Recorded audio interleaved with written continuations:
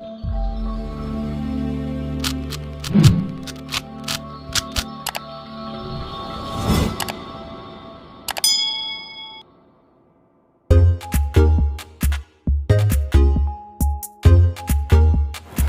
Students, now next एक point यहाँ पर हम डिस्कस करते हैं, that is sound as a longitudinal wave.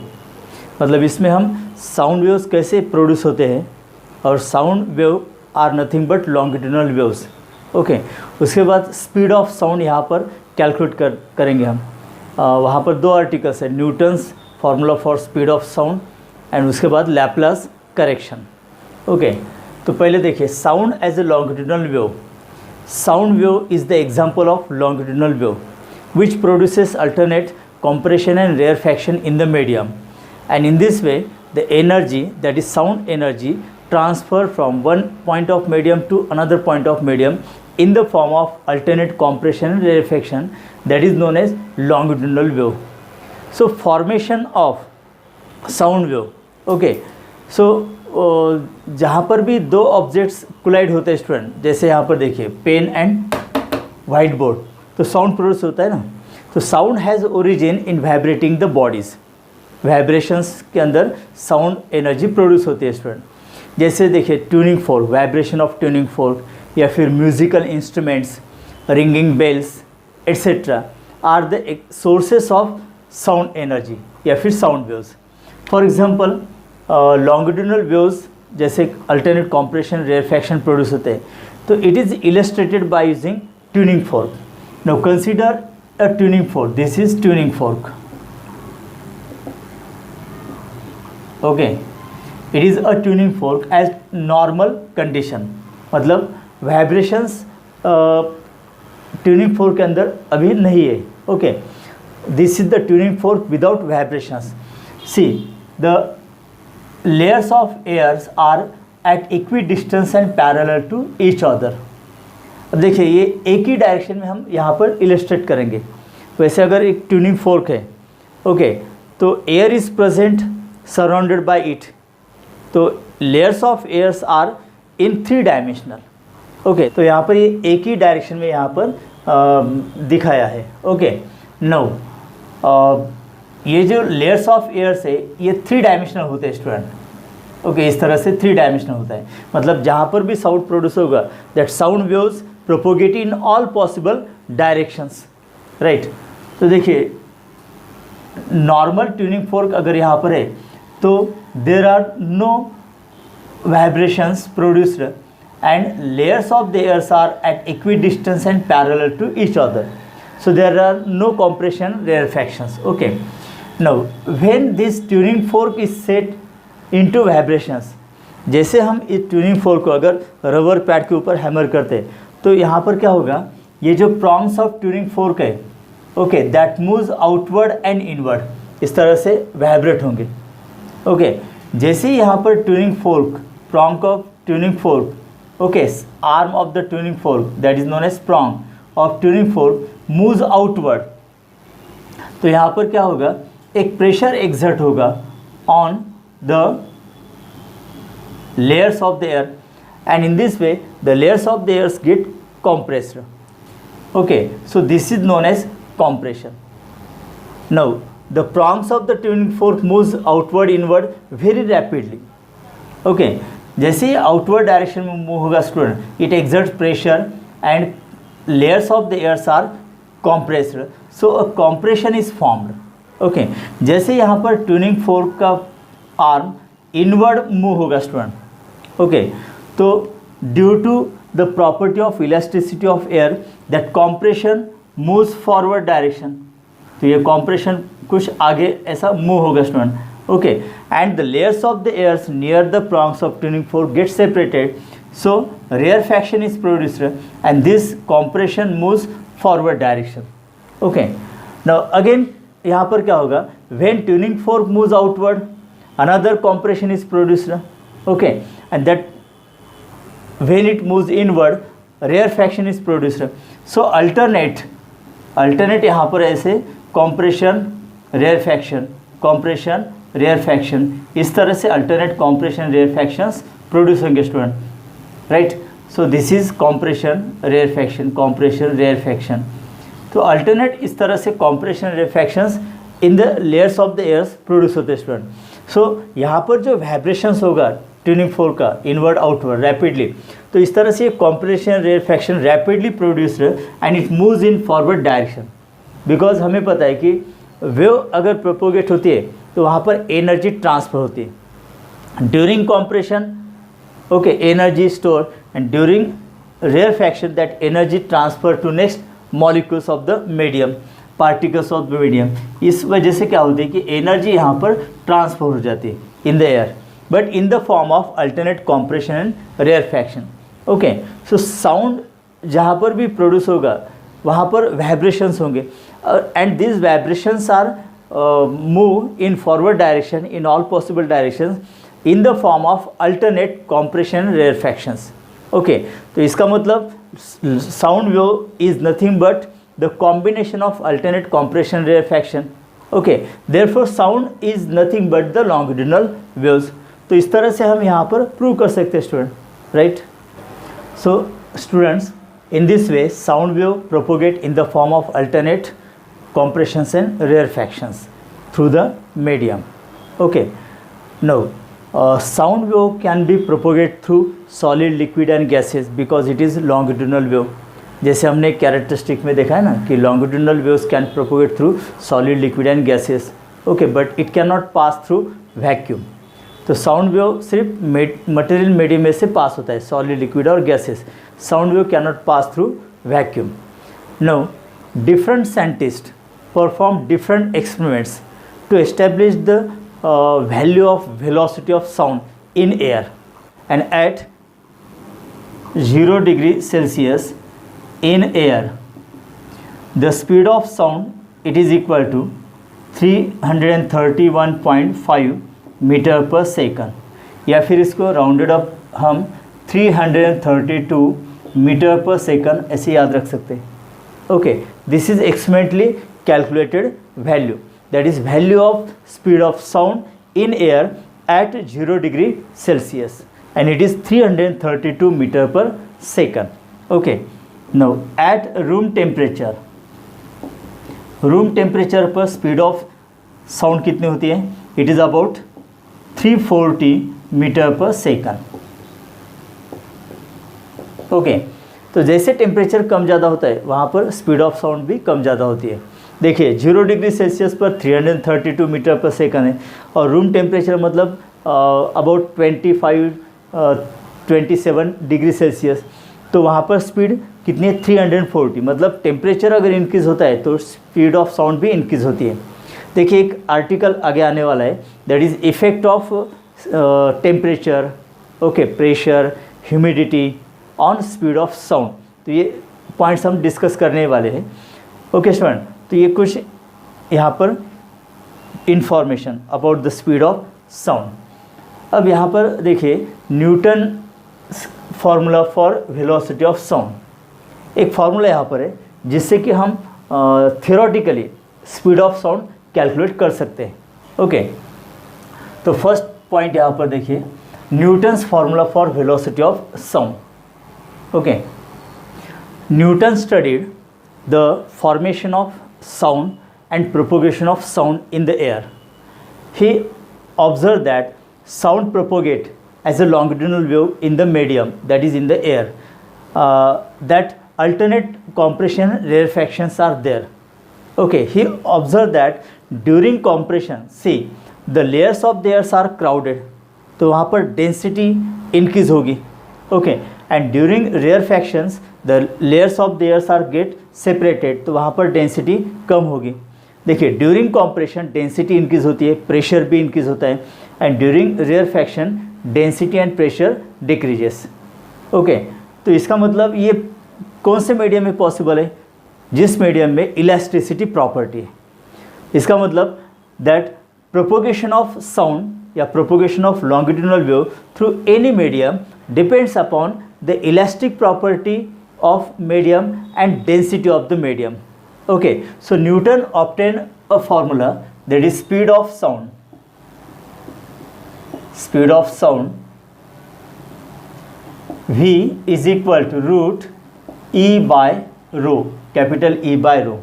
Let this is equation number 1, where E is modulus of elasticity.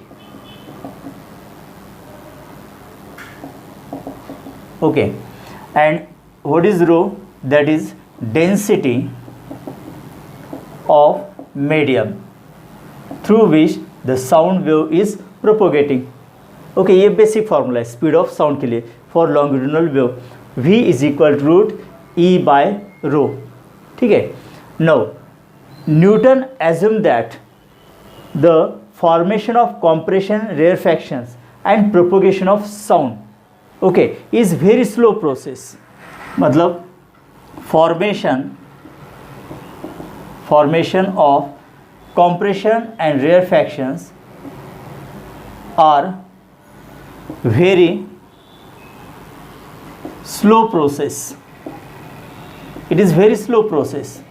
मतलब during compression density increase होती है, प्रेशर इंक्रीज होता है, इसके वजह से यहाँ पर हीट प्रोड्यूस होती है, टेम्परेचर इंक्रीज होता है, तो मतलब हीट एनर्जी प्रोड्यूस होती है. लेकिन ड्यूरिंग रेयरफैक्शन देखिए फिर से layers of theirs are get separated, तो वहाँ पर density and pressure suddenly decrease होता है, इसलिए टेम्परेचर भी डिक्रीज होता है, मतलब कूलिंग होता है वहाँ पर. ओके मतलब during compression heat energy produce होते हुए जिसकी वजह से टेम्परेचर बढ़ता है, एंड ड्यूरिंग रेयरफैक्शन क्या होता है कि टेम्परेचर फिर से कम हो जाता है, that means cooling is takes place.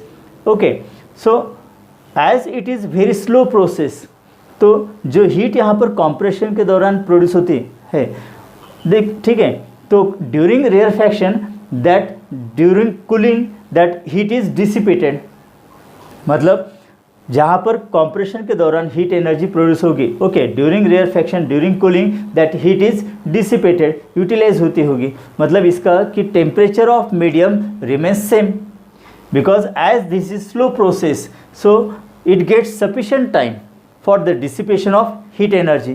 सो इसके वजह से क्या होता है कि temperature of medium remains same, and if temperature of medium remains same that propagation of sound wave through the air or medium is isothermal process, right? Isothermal process, ये isothermal process है student. Okay, so if volume modulus या फिर bulk modulus of elasticity of the medium is measured, then it is known as isothermal modulus of elasticity. मतलब E का meaning क्या होगा? isothermal bulk modulus, okay, that is modulus of elasticity. तो फिर eight room temperature मतलब 0 degree Celsius पर isothermal bulk modulus of elasticity that is volume modulus is found is equivalent to the atmospheric pressure. Okay so यहाँ पर E is equal to P लिखेंगे हम. What is P? That is atmospheric pressure. Okay तो pressure कितना होगा यहाँ पर? मतलब देखिए आइसोथर्मल बल्क मॉडुलस, यहाँ पर जो मॉडुलस ऑफ इलास्टिसिटी है दिस इज आइसोथर्मल बल्क मतलब वॉल्यूम से रिलेटेड होता है ना, वॉल्यूम मॉडुलस ऑफ इलास्टिसिटी. देखिए डेंसिटी इंक्रीज डिक्रीज हो रही है यहाँ पर, तो डेंसिटी का फॉर्मूला क्या होगा? Mass upon volume. मास तो सेम रहेगा, वॉल्यूम चेंज होता है ना वहाँ पर, इसलिए यहाँ पर डेंसिटी चेंज होगी. सो वॉल्यूम से रिलेटेड जो मॉडुलस ऑफ इलास्टिसिटी है, and this formation of compression, rarefaction and propagation through air is an isothermal process, so it is known as isothermal bulk modulus. And at 0 degree Celsius that isothermal bulk modulus of elasticity is equal to the atmospheric pressure. Okay, now atmospheric pressure P is equal to E. Okay, तो equation 1 कैसा होगा फिर यहाँ पर? V is equal to root P by rho, इस तरह से. Now atmospheric pressure can be written as EHDG, right. अब देखिए EH का मतलब क्या होगा यहाँ पर? What is EH? That is height of mercury in barometer. देखिए बैरोमीटर का मतलब क्या होता है, जिससे हम प्रेशर मेजर करते हैं, that is known as barometer. तो उसके अंदर मर्क्यूरी की हाइट एट 0 डिग्री सेल्सियस, मतलब at NTP, normal temperature and pressure. Okay, तो height of mercury column, and what is the height of mercury column, it is 0.76 metre. ये height कितनी होती है एट 0 डिग्री सेल्सियस पर। Okay, H is equal to 0.76 metre. Now what is D, that is the density of mercury. And what is density of mercury? It is 13,600 kilogram per meter cube. And G, acceleration due to gravity, which has value 9.8 meter per second square. Okay student, तो फिर ये formula फिर से कैसे होगा, देखिए कि V is equal to root P के जगह पर लिखेंगे H D G divided by rho. Okay, let this is equation number 2। अगर हम यहाँ पर H D G और रो की वैल्यू यहाँ पर रखते हैं स्टूडेंट, तो इससे हमें theoretical value, okay, that is given by Newton, can be calculated. अब यहाँ पर रो मतलब क्या होता है, डेंसिटी ऑफ द मीडियम। अब यहाँ पर कौन सा मीडियम हम कंसिडर कर रहे हैं, एयर मीडियम। ओके, तो for air, that is dry air of course. Okay, dry air, rho की वैल्यू होती है 1.293 kilogram per metre cube, that is density of dry air. Okay, चलिए इस फॉर्मूले के अंदर ये सारे वैल्यूज हम रखते हैं अब।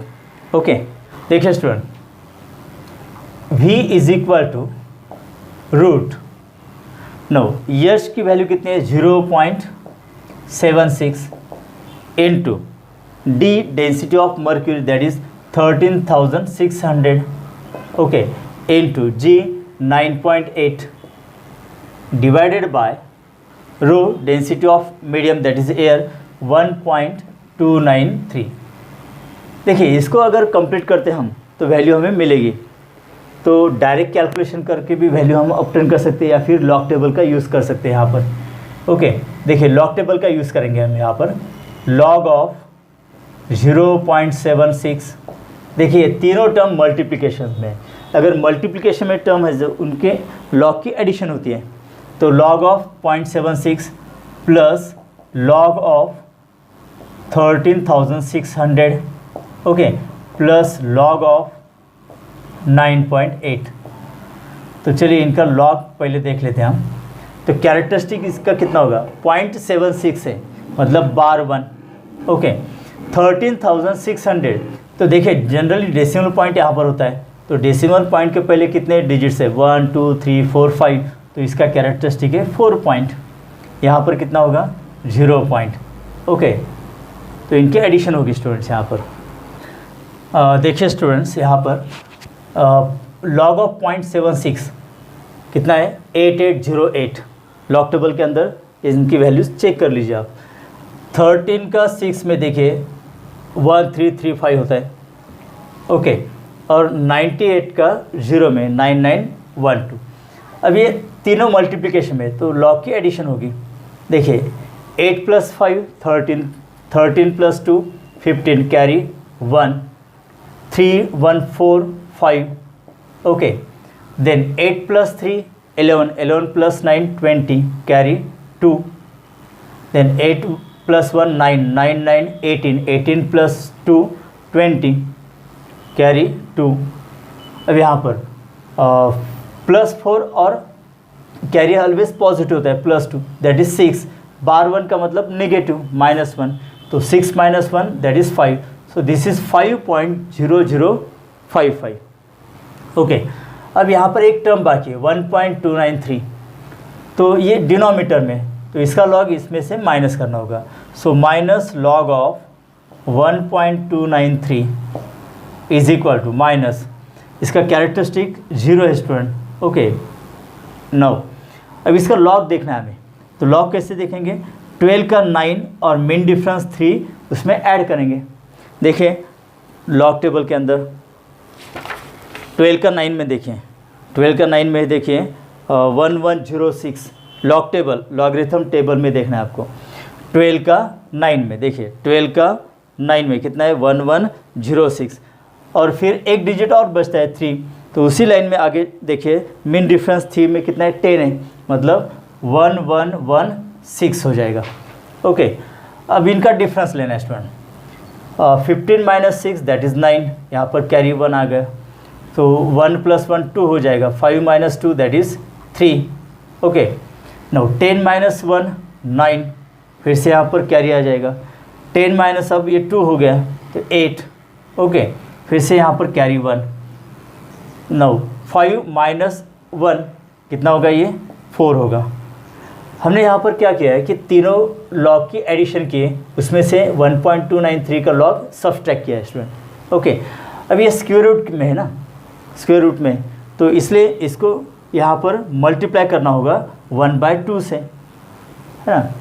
तो स्क्वायर रूट अगर निकालना है तो 1/2 से मल्टीप्लाई करते हैं, क्यूब रूट निकालना है तो 1/3 से मल्टीप्लाई करते हैं। तो यहाँ पर देखिए 2 से डिवाइड करेंगे फिर, अब तो ये आएगा यहाँ पर 2 × 2 = 4। Okay, then 2 × 4 = 8, again 2 × 4 = 8। Okay, carry 1 13 हो जाता है। 2 × 6 = 12। Okay, 2 × 9 = 18 etcetera. तो हमें डेसिमल पॉइंट के बाद 4 डिजिट तक इसको डिवाइड करना है। अब यहाँ पर इसका एंटीलॉग अब देखना है हमें, एल मतलब एंटीलॉग।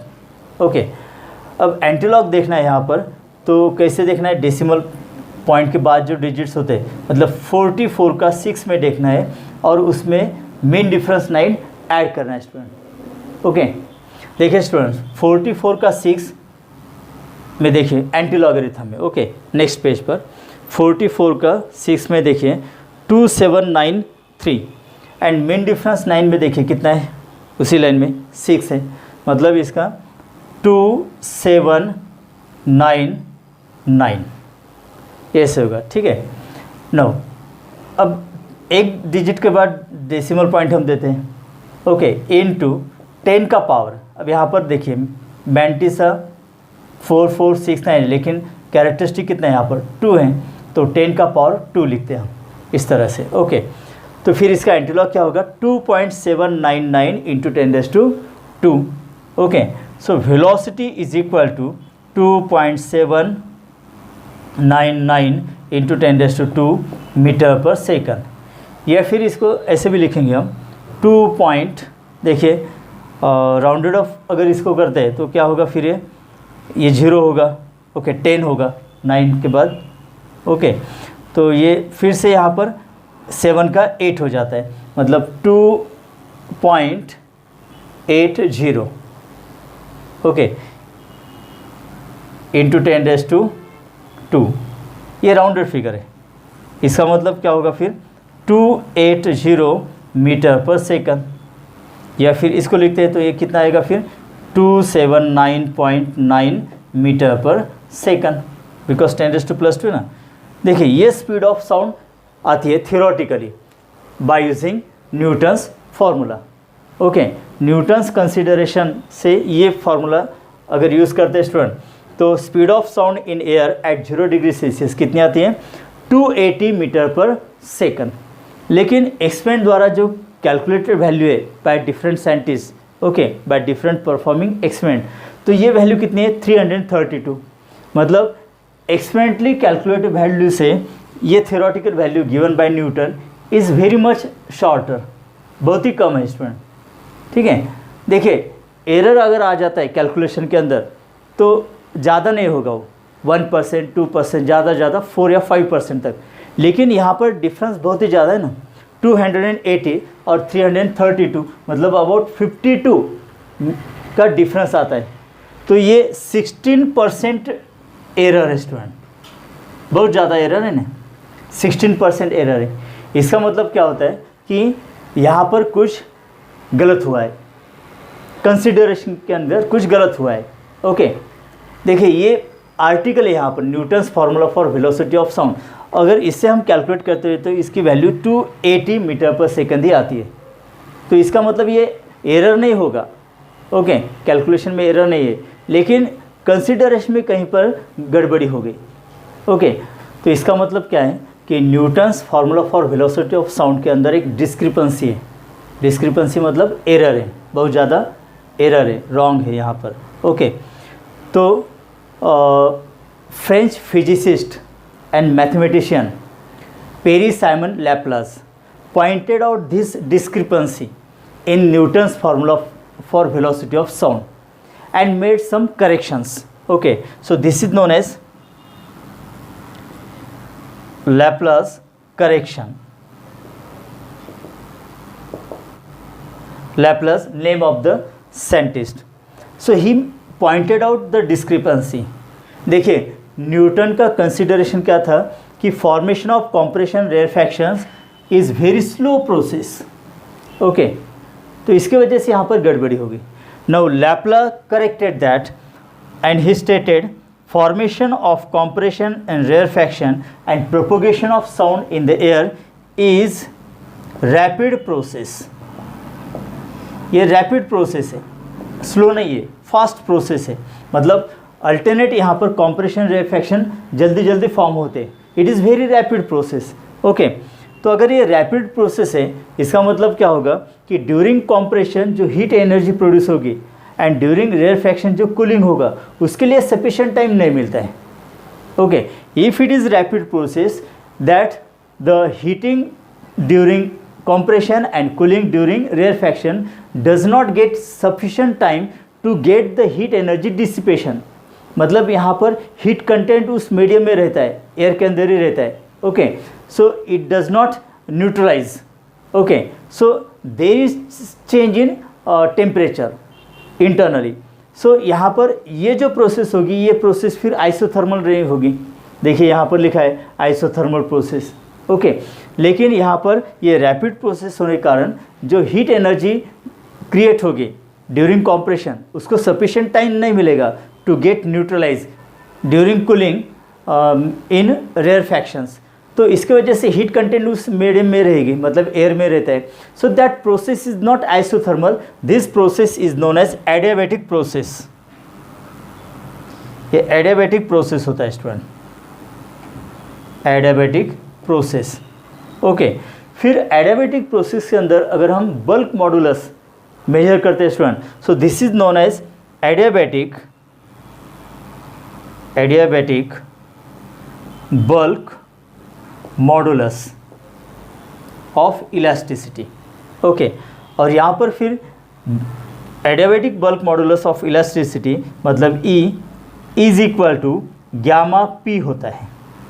प्रेशर तो होता है एटमॉस्फेरिक प्रेशर, लेकिन यहाँ पर कोएफिशिएंट क्या होगा, gamma. So what is gamma? Gamma is nothing but the specific heat ratio that is CP/CV। Okay, specific heat capacity of air at constant pressure to the specific heat capacity of air at constant volume। okay, इनका ratio होता है and for air it is 1.41। Air के लिए gamma की value क्या होगी, specific heat ratio की value क्या होती है, 1.41 होती है स्टूडेंट। ओके, देखिए अब E is equal to gamma P, अगर ये वैल्यू हम इस इक्वेशन में रखते हैं, इक्वेशन नंबर 1 में, तो क्या होगा, देखिए यहाँ पर लिखता हूँ मैं, V is equal to root gamma P divided by rho. इस तरह का फॉर्मूला होगा student, right. No it is equal to root gamma, देखिए प्रेशर का वही फॉर्मूला यूज़ करना है हमें, H D G divided by rho, right. अब वेलोसिटी देखिए इसके अंदर वैल्यूज़ क्या होंगे, गामा मतलब 1.41। Okay, H height of mercury column, okay, तो 0.76 into D density of mercury 13,600, बाकी value same as it is रहेंगे। Okay, into 9.8 divided by 1.293। देखिए दोनों में डिफरेंस क्या हो रहा है यहाँ पर।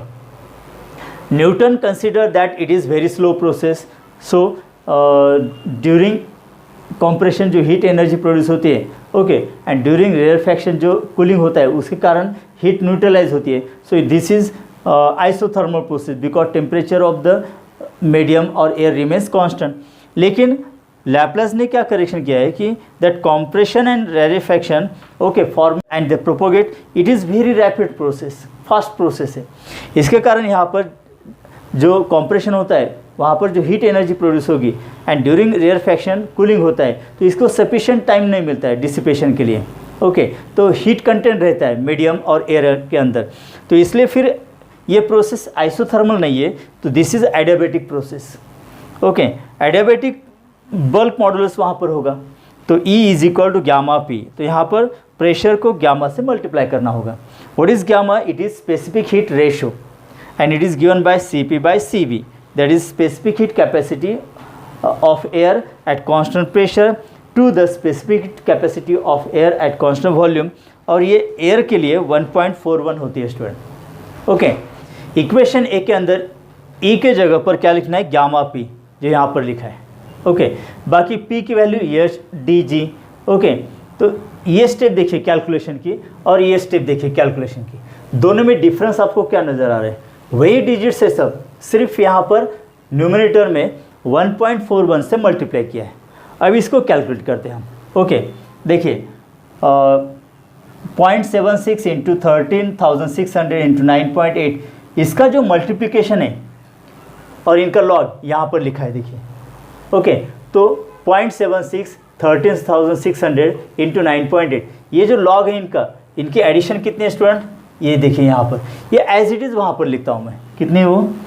5.0055, मतलब 0.76 13,600 इंटू 9.8, इन तीनों का लॉग की एडिशन यहाँ पर लिखे मैंने। अब इसमें क्या करना है? 1.41 का लॉग ऐड करना है। Okay plus log of 1.41, right student. इसका कैरेक्टरिस्टिक है 0 पॉइंट, देखिए 14 का 1 देखना है हमें, राइट। 14 का 1 में देखिए स्टूडेंट कितना होता है ये? 14 का 1 में देखिए 1492, ये इतना होता है ना। अब ये लॉग इसमें ऐड करना है हमें, तो 5 + 2 7, ओके 5 + 9 14, कैरी 1, ये 5 हो जाएगा 1 और ये 5, तो ये 5.1547, इन चारों टर्म्स और उनका लॉग और एडिशन कितनी आती है? 5.1547। अब इसमें से क्या करेंगे हम? ये जो डिनोमीटर है 1.293, उसका लॉग सब्सट्रैक्ट करेंगे, minus log of 1.293, okay that is 0 point, देखिए इसका लॉग यहाँ पर लिखा है मैंने, कितना है? 1116। ओके अब यहाँ पर सब्सट्रैक्शन कीजिए इसको, 7 - 6 1, 4 - 1 3, 5 - 1 4, 1 - 1 0, 5 - 0 दैट इज़ 5, तो 5.0431 आता है स्टूडेंट, राइट। इनका सब्सट्रैक्शन मतलब ये पूरा। अब स्क्वायर रूट निकालना है, इसका मतलब हाफ से मल्टीप्लाई करना होगा। ओके तो 2 से डिवाइड कीजिए अब यहाँ पर, तो ये कितना आएगा स्टूडेंट? दैट इज़ 2 2 ज़ा 4, कैरी 1 10 हो जाता है, 2 5 ज़ा 10, 2 2 ज़ा 4, 2 1 ज़ा 2, कैरी 1 11, 2 5 ज़ा 10, ओके ये आता है। अब इसका एंटीलॉग देखते हैं, इसका एंटीलॉग देखिए, मतलब डेसिमल पॉइंट के बाद देखिए 52 का 1 देखना है और उसमें फिर मीन डिफरेंस 5 ऐड करना है।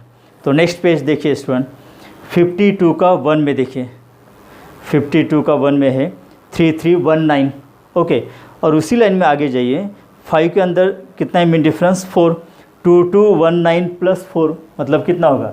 3323 ये होगा, और एक डिजिट के बाद हम डेसिमल पॉइंट देते हैं।